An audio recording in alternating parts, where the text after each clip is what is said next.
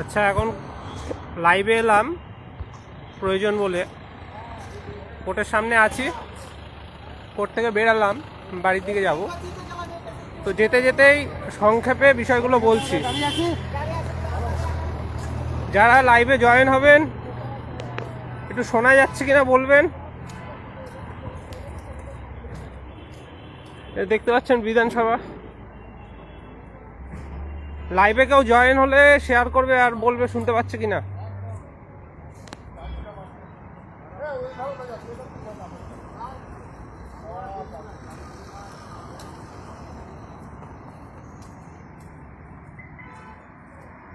কেউ ইনবক্স করবে। আমি হাঁটতে হাঁটতেই বলবো, আমার তাড়াতাড়ি ফিরতে হবে। স্লো কানেকশন দেখাচ্ছে।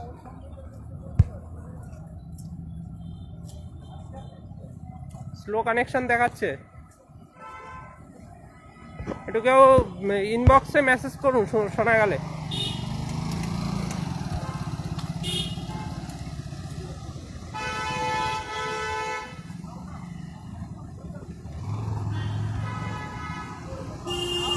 সেদিন সকালবেলায় লাইভ করে বিস্তারিত বলেছিলাম নানান বিষয়ে। তো সেই মামলাগুলো আজকে শুনানি হওয়ার কথা ছিল, কিন্তু আজকে তো বিচারপতি বসবেন না, রাতে জানা গেছিল। তো সেটা দুপুরের পর হঠাৎ করে আমাদের যারা বিপক্ষে রয়েছে 23-25 ব্যাচ থেকে শুরু করে অন্যান্যরা, তারা মামলাটাকে মেনশন করে অমৃতা সিনহার বেঞ্চে নিয়ে যায়, যে ওখান থেকে যদি আদেশ পাওয়া যায়। তো অমৃতা সিনহার বেঞ্চে শেষের দিকে উঠেছিল এবং উনি বলেছেন যে সোমবার শুনানিতে থাকবে টপে। এবার সোমবার রেগুলার বেঞ্চের বিচারপতি হয়তো বসে যাবেন, তো তার বেঞ্চেই হয়তো শুনানি হবে। ঠিক আছে, বিভাস পাট্টানায়ক বিচারপতি মহাশয়ের বেঞ্চে 23-25, মানে যারা বিএড দিয়ে 22 স্টেটে বসেছিল কিন্তু 23-25 সালে এসে ডিএলএড করছে, তাদের মামলা। এছাড়াও 23 স্টেট পাসদেরও এরকম মামলা রয়েছে। তো আমরা সেই মামলায় যুক্ত হয়ে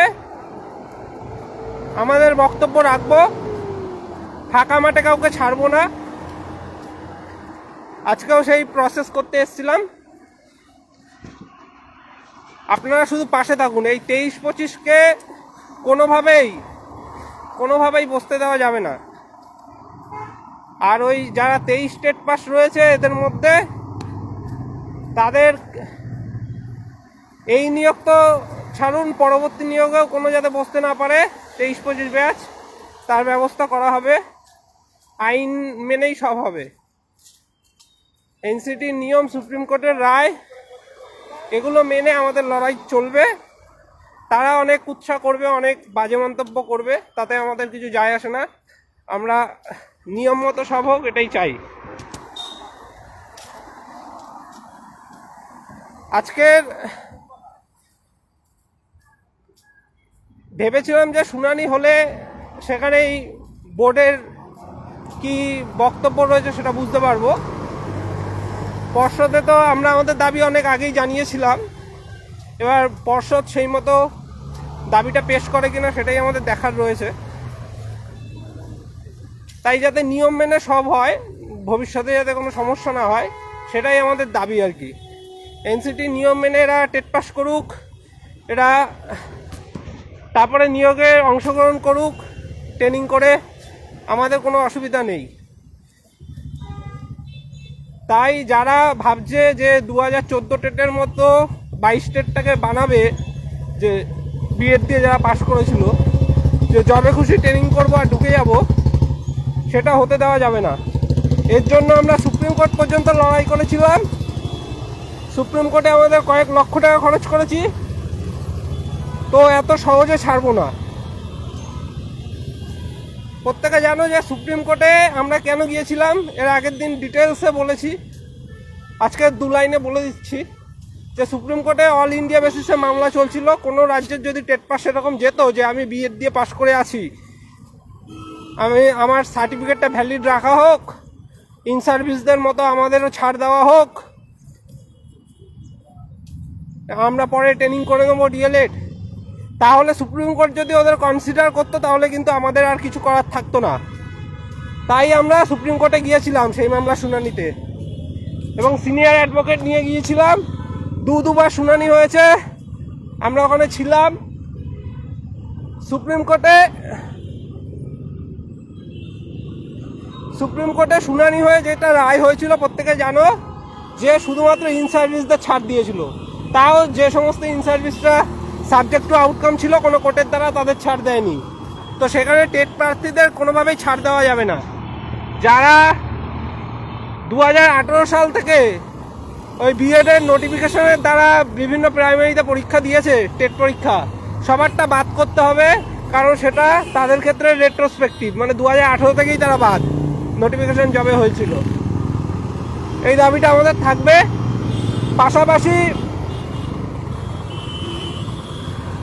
পাশাপাশি যে 23-25 ব্যাচ রয়েছে তারা তো অলরেডি কয়েকটা মামলা করেছে। তাদের মামলাগুলো কিভাবে দমাতে হয় রুল মেনে যখন আমরা তথ্য তুলে ধরবো কোর্টে, তখনই আপনারা বুঝতে পারবেন। এখন ডিটেলসে বলছি না। তো সোমবার আশা করি শুনানি হলে দেখতে পারবেন, ঠিক আছে? তো আগেও বলেছিলাম যে যারা এইভাবে আগে আগ বাড়িয়ে আমাদের নিয়োগে জটিলতা সৃষ্টি করতে যাচ্ছে তাদের বলেছিলাম যে এটা করাটা ঠিক নয়, তবু তারা আগ বাড়িয়ে কোর্টে গেছে। এখন তারা তার এফেক্টটা দেখতে পারবে সোমবারে। আজকে কিছুটা পদক্ষেপ করে গেলাম, তাদের টেট সার্টিফিকেট বাতিল করা পর্যন্ত ছাড়বো না। তাদের কোনো নিয়োগে যাতে বসতে না পারে তার ব্যবস্থা করব। যতদূর যেতে হয় ততদূর লড়াই করব, শুধু সাথে থাকুন। তারা যা বলছে বলুক, তারা যা উল্টোপাল্টা লিখছে লিখুক, বিভিন্ন গ্রুপে যা করার করুক, আমরা নিয়ম মেনে চলবো। নিয়ম অনুযায়ী তাদের আমরা কোনো নিয়োগে বসতে দেবো না। এরপরে তাদের টেট সার্টিফিকেট বাতিল করে ছাড়বো। সমীর রয় লিখছে, আচ্ছা না জেনে উল্টোপাল্টা মন্তব্য করো না। তুমি যেটা বলছো সেটা যেই মামলা, সেই মামলা 2024 সালেও হয়েছিল 4খানা, তার মধ্যেও আমরা মেন মামলায় ঢুকে আছি, ঠিক আছে? না জেনে এখানে বিতর্ক করতে কিছু লিখো না। এখানে সবাই একসাথে মিলেই কাজ হচ্ছে। সোমবারও দুপক্ষেরই উকিল থাকবে, আমরা উকিল দেবো, তারাও উকিল দেবে, একসাথে লড়াই হবে। এখানে বিভেদ করার চেষ্টা করো না, ঠিক আছে? তোমরা কোনো খোঁজই রাখো না যে কটা মামলা হলো কি হলো না। 2024 সালে এরকম 4খানা মামলা হয়েছিল, সেই মামলায় আমরা ঢুকে বসে আছি বলে আজ পর্যন্ত তারা রায় পায়নি। এটা মাথায় রাখতে হবে। আমরা ওই ঢাকঢোল পিটিয়ে বলে বেড়াইনি যে আমরা ঢুকে আছি, সেই মামলায় পার্টি হয়ে আছি, তারা মামলা তুলতে পারেনি। আর মামলা তুললেই আমরা সেখানে আমাদের বক্তব্য রাখতাম, ঠিক আছে? এই লড়াই তো হবেই, সবাই একসাথে লড়াই করতে হবে। নিজেদের ঐক্য ভাঙবেন না ক্ষুদ্র স্বার্থের জন্য, ঠিক আছে? এইটুকুনি বলবো। অনেকে বিভ্রান্তমূলক লিখবে যারা আমাদের বিপক্ষে আছে, ফেক প্রোফাইল দিয়ে লিখবে, এটা একটু মাথায় রাখবেন। আইনি লড়াইটা কিন্তু চালিয়ে যেতে হবে। তারপরে এগুলোর পরে রয়েছে এনআইএস থেকে যারা রয়েছে, ইন সার্ভিস রয়েছে, ঠিক আছে? অনেক বাধা আসবে, সব বাধা কিন্তু পেরোতে হবে। ঐক্যবদ্ধ থাকুন। আপনাদের বিতর্ক করার, আপনাদের নানান রকম প্রশ্ন তোলার, এর ওর বিরুদ্ধে বলার অনেক সময় পাবেন আপনারা অনেকে যারা এটা করছে তারা প্রথম থেকেই করে আসছে, কিন্তু তারা নিজেরা কি করেছে, নিজেরা কি কাজ করেছে তার কোনো ঠিক ঠিকানা নেই। যারা সবসময় এইদিকে কাজ করে যাচ্ছে তাদেরকে নিয়ে উল্টোপাল্টা বলা শুধু তাদের কাজ, তারা নিজেরা কি করেছে এইটুকুনি জানে না। এই নিয়ে পরপর 3-4 দিন কোর্টে আসতে হলো বিভিন্ন কাজে। যাই হোক, সোমবার লড়াই দিতে হবে। যে যতটা পারবেন মিনিমাম সাহায্য করুন, কারণ জেনারেল ফান্ডের অবস্থা কিন্তু খুবই খারাপ। সেই অনেক দিন আগে একটা জেনারেল ফান্ড তোলা হবে বলে মিটিং হয়েছিল, তখন কয়েকজন দিয়েছিল, তারপর থেকে আর কোনো পেমেন্ট নেই। আবার এই সুপ্রিম কোর্টে 14 প্রশ্নমূল মামলা যেটা আমরা আটকালাম, স্থগিতাদেশ এখনও রয়েছে, 6 নম্বর দিয়ে সবাই পাস করেনি। সেই মামলায় অ্যাডভোকেট দিতে হয়েছিল, তখন বার্তা দেওয়ার পর গুটি কয়েকজন সাহায্য করেছিল, ম্যাক্সিমাম কিন্তু করছে না। ঠিক আছে, হ্যাঁ একজন লিখছে সোমা মজুমদার যে 22-24 ভ্যালিড, তো হ্যাঁ ভ্যালিড হবে না কেন? 22-24 যাদের ভর্তি হয়ে গেছে সব ভ্যালিড। আমাদের লড়াই কোনো প্রার্থীর বিরুদ্ধে না, আমাদের আইনত লড়াই যেটা নিয়ম মেনে করব। নিয়মের বাইরে যাতে কিছু না হয় সেটাই দেখবো, কারণ নিয়মের বাইরে গিয়ে কেউ যদি ওই প্যানেলে ঠাঁই পায় পরবর্তীকালে তার কি হতে পারে সেটা আমরা বিভিন্ন ক্ষেত্রে দেখছি, প্রাইমারি থেকে শুরু করে এসএসসি থেকে শুরু করে। তাই আমরা চাই নিয়ম মেনে সুষ্ঠুভাবে আমাদের নিয়োগটা হোক। ঠিক আছে, এর জন্য আর আমাদের প্রসেসটা শুরু হতে দিন। সবে তো ফর্ম ফিল আপ হচ্ছে, এরপরে যে ভেরিফিকেশন হবে, ভেরিফিকেশনে আগে আমরা অনেক দাবি জানাবো পর্ষদে, যাতে অনেক রকমের বিষয় রয়েছে তাদের যাতে আটকানো যায়। ঠিক আছে, কারণ নিয়ম মেনে সব করতে হবে। অনেক প্রার্থী এমনও আছে 22 স্টেটে যারা ফলস তথ্য দিয়ে পাস করে বসে আছে। ঠিক আছে, তাদেরকেও বাদ দিতে হবে, কারণ সার্টিফিকেটেই লিখে দিয়েছে যে তাদের তথ্য যাচাই হয়নি। তো আমাদের দাবি পরিষ্কারভাবে নিয়ম মেনে যারা টেট উত্তীর্ণ হয়েছিল তারাই থাকুক, বাকিরা এসে নিয়োগের জটিলতা যাতে না তৈরি করে। তাই বলবো আগামী দিনে পাশে থাকুন। আর যাদের ফর্ম ফিল আপে অনেক ভুলভ্রান্তি হচ্ছে, বারবার প্রশ্ন করছেন, ফোন করছেন, তাদের বলবো যে ভুল যদি হয়ে যায় এখন তো আর কিছু করার নেই, আপনার দুশ্চিন্তা করবেন না, এডিট অপশন তো দেবে, তখন আপনি দেখবেন কোনগুলো ঠিক করা যাচ্ছে, ঠিক করে নেবেন। আর সবথেকে বড় কথা, আপনার যখন ভেরিফিকেশন হবে তখন হচ্ছে আপনার অরিজিনাল ডকুমেন্টস নিয়ে যেতে হবে, সেই ডকুমেন্টস দেখেই ওরা ভেরিফাই করবে এবং তারপরে আপনাকে সই করতে দেবে যে আপনার তথ্য ঠিক আছে কি ভুল আছে। ঠিক আছে, সেখানে যদি আপনার কোনো মিস্টেক হয়ে থাকে আপনি তখন ঠিক করে নিতে পারবেন, এটার জন্য প্যানিক করবেন না।